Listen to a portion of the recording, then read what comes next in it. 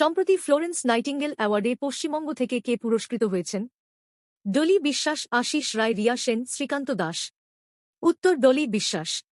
সম্প্রতি হায়দ্রাবাদে অনুষ্ঠিত 2025 সালের মিস ওয়ার্ল্ড খেতাব অনুষ্ঠানে ভারতের কোন মানবহিতৈষী মিস ওয়ার্ল্ড হিউম্যানিটারিয়ান অ্যাওয়ার্ডে ভূষিত হলেন? রাজকুমার রাও, সোনু সুদ, অক্ষয় কুমার, ভিকি কৌশল। উত্তর সোনু সুদ। কে ইন্টারন্যাশনাল বুকার প্রাইজ 2025 পুরস্কারে সম্মানিত হলেন? দীনেশ পান্ত এবং রত্নাকর পট্টনায়ক, অনুরাধা ঠাকুর, অরুণ শ্রীনিবাস, বানু মুস্তাক এবং দীপা ভাস্তি।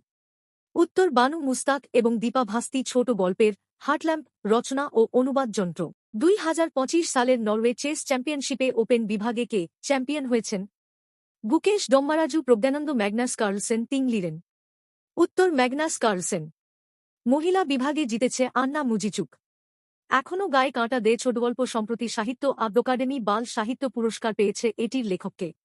শীর্ষেন্দু মুখোপাধ্যায়, ত্রিদীপ কুমার চট্টোপাধ্যায়, নমিতা গোখলের, উদয়ন ঘোষ। উত্তর ত্রিদীপ কুমার চট্টোপাধ্যায়।